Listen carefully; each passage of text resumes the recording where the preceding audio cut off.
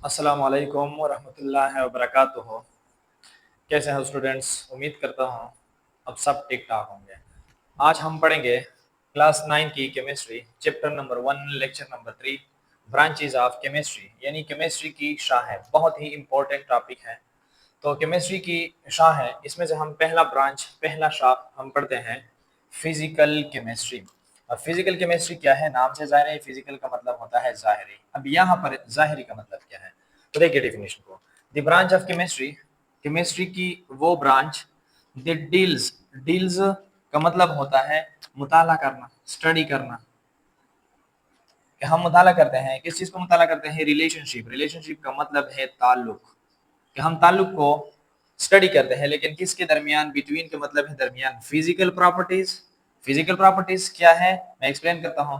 Of the substance, किसी भी substance का, किसी भी मैटर का, एलॉन्ग विद, किसके साथ? केमिकल चेंजेस इन देम, जिसमें कोई केमिकल चेंज हो। क्या मतलब कि एक सब्सटेंस है, एक मैटर है, उसके फिजिकल प्रॉपर्टीज और इसके केमिकल प्रॉपर्टीज, इसके दरमियान रिलेशन क्या है, इस रिलेशन को हम स्टडी करते हैं, तो इसका नाम होगा फिजिकल केमिस्ट्री। फॉर एग्जांपल मैं लेता हूँ वाटर, H2O, जो कि सारी दुनिया जानती है कि वाटर का फॉर्मूला क्या है, H2O। अब H2O क्या है? यह है एक मैटर। अब H2O के फिजिकल प्रॉपर्टीज और इसके केमिकल प्रॉपर्टीज ये क्या है, इसके दरमियान रिलेशन क्या होगा, तो इसको हम नाम देते हैं फिजिकल केमिस्ट्री। देखें, एग्जाम्पल मैंने लिया है H2O यानी वाटर, और इसके हम स्टडी करते हैं फिजिकल प्रॉपर्टीज। फिजिकल प्रॉपर्टीज है क्या असल में? तो फिजिकल प्रॉपर्टीज किसी भी सब्सटेंस का, यहाँ पे हम वाटर लेते हैं, फिजिकल प्रॉपर्टीज वो होते हैं जिसको हम रिवर्स कर सकते हैं। मतलब क्या कर सकते हैं? हम रिवर्स कर सकते हैं। अब फिजिकल प्रॉपर्टीज क्या है? टेस्ट। फॉर एग्जांपल वाटर है, वाटर का टेस्ट क्या है? वो टेस्टलेस है, उसका कोई जायका नहीं है। यही वाटर है, इसका कलर, इसका रंग कैसा है? तो कलर इसका नहीं है। यही वाटर है, इसका बॉइलिंग पॉइंट जो है वो कितना है? तो बॉइलिंग पॉइंट क्या है? बॉइलिंग पॉइंट ये होता है, फॉर एग्जांपल हम वाटर को हीट देते हैं। अब वाटर को हम हीट देते देते देते तो वाटर क्या होगा? वाटर स्टार्ट होंगे किस चीज में कन्वर्ट हो जाएंगे? वो कन्वर्ट हो जाएंगे वेपर्स में। अब जब वो वेपर्स में कन्वर्ट होते हैं, इस तरह वो बुलबुले उठते हैं इससे, तो यहाँ पर कितना टेम्परेचर आप देते हैं, ये इसका कहलाएगा बॉइलिंग पॉइंट, जो कि वाटर का है 100 डिग्री सेंटीग्रेड। अब ये इस तरह 100 डिग्री सेंटीग्रेड, ये बॉइलिंग पॉइंट, इस तरह मेल्टिंग पॉइंट, किस पे वो मेल्ट होता है। तो ये सब क्या है? ये है इसकी फिजिकल प्रॉपर्टीज। देखिए किस तरह फिजिकल प्रॉपर्टीज को मैंने लिखा कि फिजिकल प्रॉपर्टीज को हम रिवर्स कर सकते हैं, और फिजिकल प्रॉपर्टीज में कोई नई चीज नहीं बनेगी, वही के वही रहेगा। क्या मतलब है? ये देखिए वाटर है, तो वाटर अगर सॉलिड फॉर्म में है, वाटर को हमने सॉलिड कर दिया, बर्फ यानी बन गई, तो बर्फ में अगर वाटर देके, तो इसमें क्या है? इसमें वाटर है, यानी इसका फार्मूला है H2O, वही दो हाइड्रोजन और एक ऑक्सीजन होंगे बर्फ में। अब बर्फ से क्या बन गया? लिक्विड, यानी माया जो है वाटर, वो बन गया। तो अब उसका फार्मूला देखिए, वो भी क्या होगा? H2O होगा, यानी इसमें चेंज नहीं आया। अब लिक्विड से आप बनाए, क्या बनाए? इसको मजीद अब हीट दे दे तो गैस में चला जाएगा। तो गैस में आप देखिए, उसमें भी क्या होगा? उसमें भी H2O ही होगा।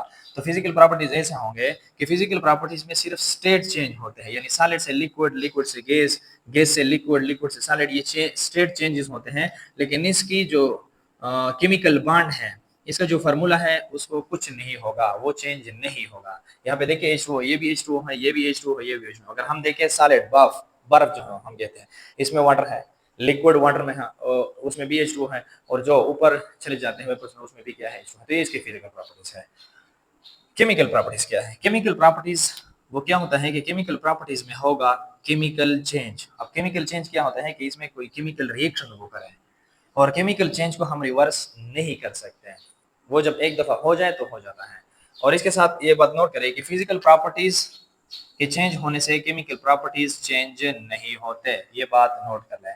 और केमिकल प्रॉपर्टीज इससे चेंज होते हैं किसी भी सब्सटेंस का फिजिकल प्रॉपर्टीज, ये बात जहन में रखें। किस तरह? देखिए मैं एग्जांपल देता हूँ।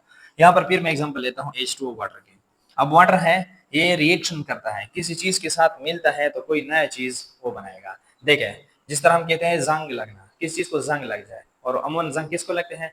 जो सरिया होते हैं, आयरन होते हैं, उसको जंग लगते हैं। आप देखें जंग किस तरह है, आयरन ये हो गया, इसके साथ साथ हवा में ऑक्सीजन होता है, और इसके ऊपर जब नमी गिरती है, यानी वाटर, और नमी क्या है? ये वाटर है।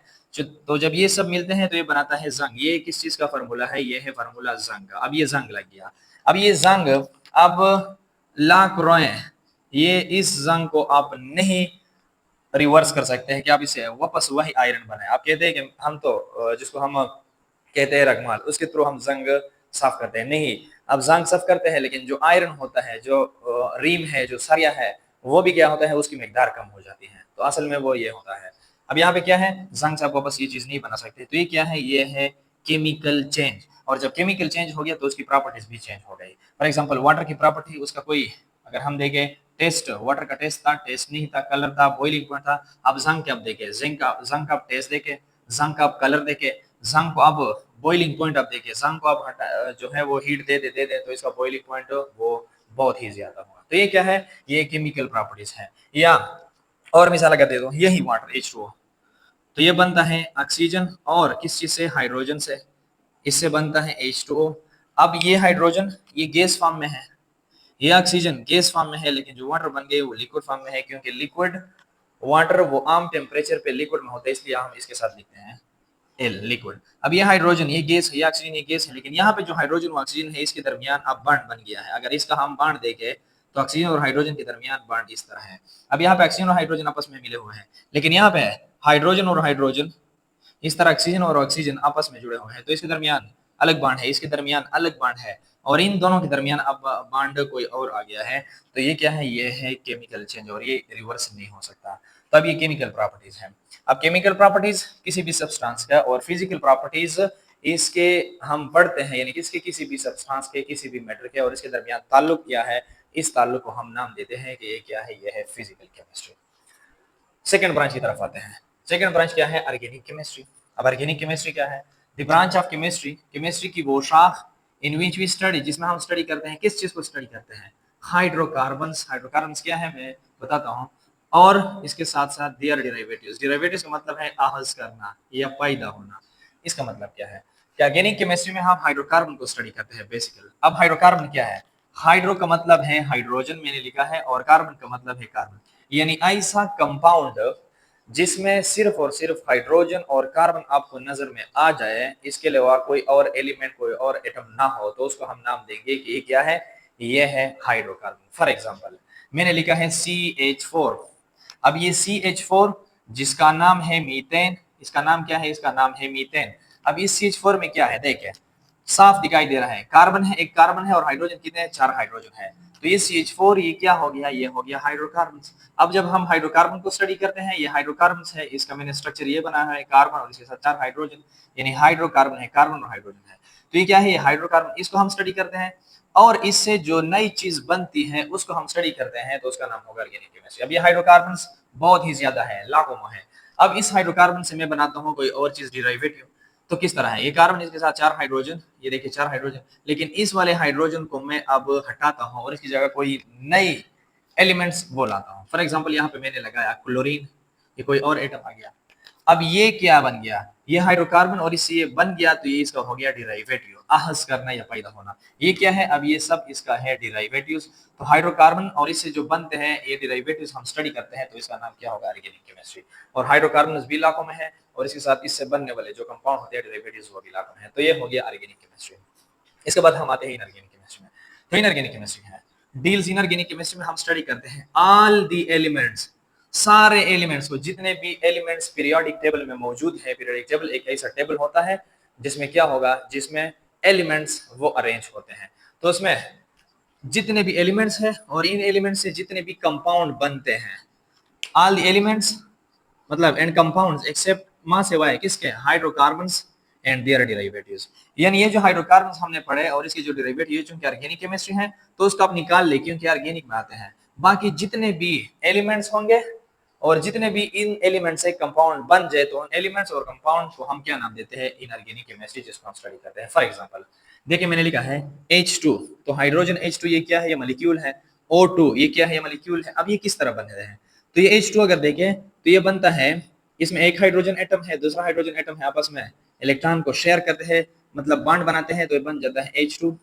अब ये एलिमेंट है यानी एटम्स है, और ये इसका क्या हो गया, ये इसका हो गया मॉलिक्यूल।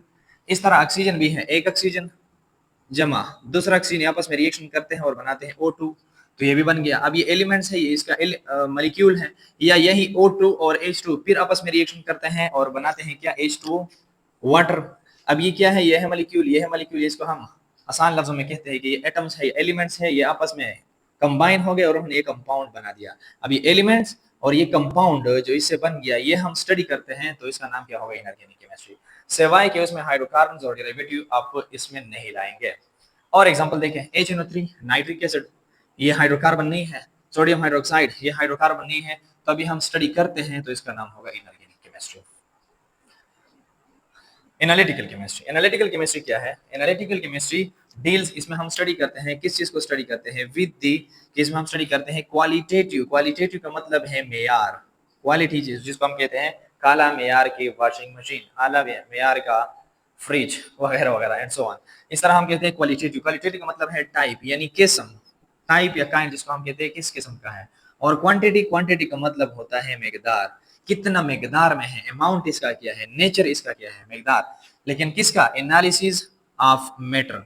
हम कोई भी मैटर ले लें, इसकी हम क्वांटिटी देके और इसकी हम क्वालिटी देके, तो क्वांटिटी और क्वालिटी हम देखते हैं, हम स्टडी करते हैं, तो इसका नाम क्या होगा? Analytical chemistry. फॉर एग्जांपल, यहाँ पर मैंने मैटर लिया है वाटर, यहाँ पे मैंने लिया मैटर, क्या? वाटर लिया। मैटर क्या है ये? अब देखिए वीडियो, मैंने पहले वीडियो इसके नोट किया है कि मैटर क्या है। तो वाटर, अब ये मैटर है, तो इसके अगर हम क्वालिटेटिव स्टडी देखें या क्वालिटी हम इसकी देखें, तो क्वालिटी से क्या मुराद है? यहाँ पे वाटर की क्वालिटी से क्या मुराद है? वाटर की क्वालिटी से मुराद ये होगा कि इसका चूंकि फार्मूला है H2O, H2 और इसका फार्मूला है O। अब H2O का मतलब क्या है? कि इसमें हाइड्रोजन है, यानी हाइड्रोजन, और इसमें है ऑक्सीजन। क्वालिटी हम इसकी कहते हैं, किस्म कहते हैं कि कौन कौन है, तो हाइड्रोजन है और ऑक्सीजन है, ये दो है इसमें, तो ये इसका हो गया क्वालिटेटिव स्टडी। क्वांटिटी का मतलब क्या? क्वांटिटी का मतलब होता है मिकदार। मिकदार का मतलब क्या है? यही H2O है। अब इस H2O में हम देखते हैं कि हाइड्रोजन तो है, वो तो हमने क्वालिटी में, लेकिन कितने हाइड्रोजन है हम गिने, और वो हमें कहाँ से पता चल जाएगा? ये पता चल जाएगा यही फार्मूले से, कि इसमें देखिए देखिए हाइड्रोजन कितने, H के साथ 2 लिखा है, यानी इसका मतलब क्या है कि इसमें 2 हाइड्रोजन है, और ऑक्सीजन कितने हैं? वो 1 है, 1 ऑक्सीजन है। अब ये तादाद बन गए। तो किसी भी सब्सटेंस का हम अगर तादाद देखें कि कितने कितने एटम्स है इसमें, तो इसको हम नाम देते हैं क्वालिटी, क्वांटिटी, सॉरी क्वांटिटी। और हम देखते हैं कि कौन कौन से एटम्स है इसमें, तो उसको हम नाम देते हैं कि क्या है, इसके है क्वालिटेटिव। अगर मैं एक और एग्जांपल दूं, फॉर एग्जांपल लिखेगा मैंने सोडियम क्लोराइड NaCl। अब NaCl अगर हम देखें मैटर है, तो इसमें कौन कौन मौजूद है? देखिए सोडियम है, और दूसरा कौन है? क्लोरीन है। ये कौन है? ये क्वालिटेटिव स्टडी है। और इसकी मिकदार कितने हैं? तो देखिए सोडियम इसमें 1 है और क्लोरीन इसमें 1 है, तो ये क्या है? इसकी होगी क्वांटिटी स्टडी।